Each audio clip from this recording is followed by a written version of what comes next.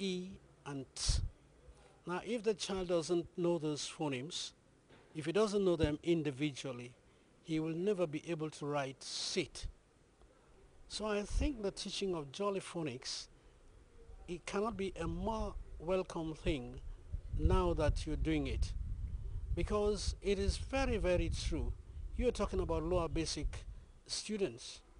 I have taught in this country for quite a long time, and I've taught many people of different kinds, and it will surprise you that even some grade 12 students cannot read. They cannot identify words because they don't know what phonemes make up the word. You ask them to spell a word, they may give you the different phonemes from what the word contains. They spell the word wrongly.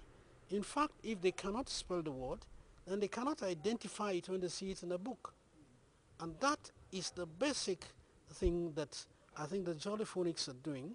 And I want to congratulate those who brought up this program, because if at the basic point we seize these children, we teach them the phonemes and using Jolly Phonics, then obviously they will go on to know the sounds that each word contains and know which letters form a word. I remember in our own days we started with when you went to school you were taught A, B, C, D. So those are the alphabets. Now the A, B, C, D, each one of them has its own sound. Therefore you were taught how to pronounce A, B, B, C, K, and so on. Now as time went on, you were then taught how to put two letters together. For example, S and O, you know, will make so. T and O will make to. M put beside E will be me.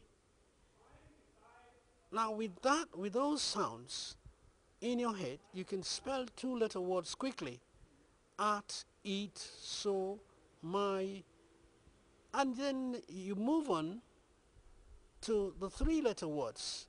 And by the time we finished grade 1 in those days, sorry, kindergarten 1 in those days, you'd learned how to spell simple two-letter and three-letter words. So what you are doing now, this Jolly Phonics thing, is a very, very welcome thing, and I think it's a great help. So, Reverend, you've made mention of some people, even in grade 12, so who are unable to read. So, do you think reading inability can have a negative impact on performance, even in other subjects? Of course, if you cannot, even if you're doing physics, if the problem is put in English, and you cannot understand the English, how can you do the physics? Physics is not just writing symbols. If you're doing mathematics, and the problem is put in words, if you don't understand the words, how can you go on and solve the problem? We have seen students who fail mathematics, not because they don't know the formulae, not because they don't know the rules, but because the problem has beaten them. The problem has beaten them because they cannot read what the problem is, they cannot interpret the problem, they don't know what the words that have been used in the problems. So, without understanding the problem, whatever you do with your figures, you cannot solve the problems. So, reading is a basic necessity for every subject, As long as you cannot read, you will not be able to do many other things.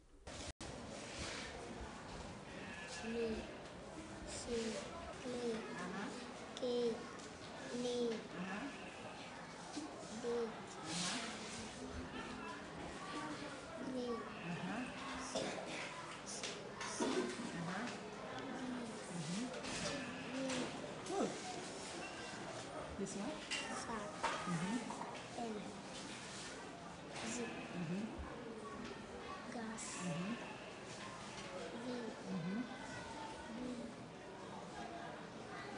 Mm-hmm. Mm. Ta. Uh-huh. Es. Mm-hmm.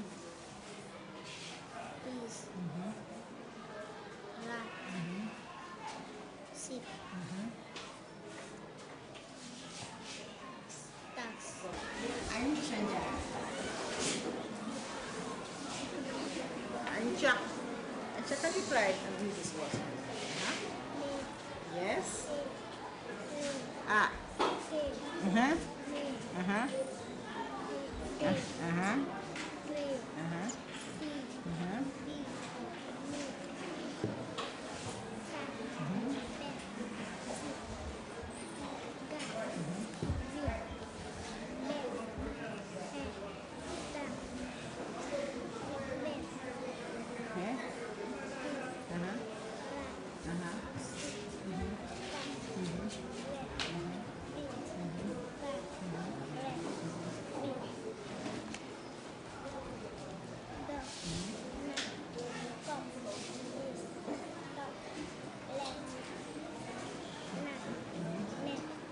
Gos. Se. Ra. Go. Pa. Mm-hmm. Go. A.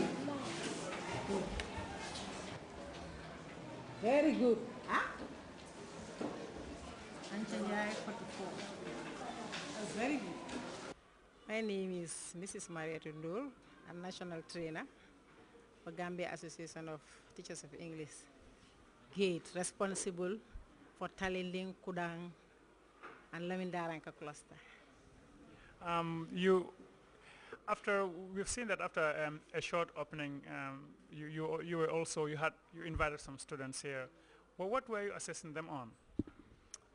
We were assessing them on like fluency, because all along we've been assessing them on letter sounds. We are assessing them to see whether they were able to sound out letter sounds, and we feel that they were quite okay with that. Now we move on to assess them on reading words, like CVC words, how many words the children are able to read in a minute. Yes. So in that case, what's your conclusion on that? When you invited them here to read, and then how many words they read in a minute, were you satisfied with their performance in terms of that? Yes, I'm quite satisfied with their performance, because if a child is able to read at least, let's say 30 words in a minute, I think that is quite okay for the beginning, because we were not even expecting this. We were expecting that they will not be able to do so. But what we have seen here is very impressive. Though there are few who will need improvement, we need to push them, and the teacher needs to do a lot of blending in order to be able to help them. Sometimes you include fun, sometimes you clap, you dance and you sing. So what's the significance of this in a classroom? Because we think that when teaching children and you use the multi-sensory approach, by this what I mean, they will be using their eyes, hands, parts of the body movement in order to be able to do something. It will really help them, and I can realize that it is helping them also.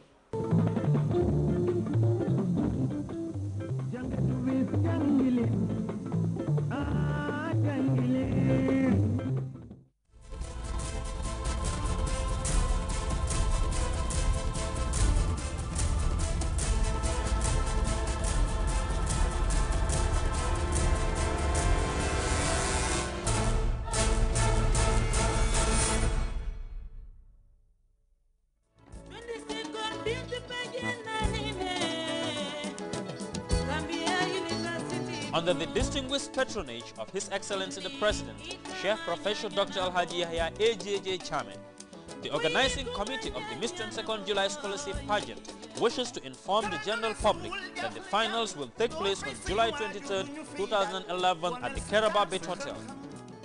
The July 22nd Scholarship Pageant is the President's initiative to empower girls who excel in their academic pursuits through display of artistic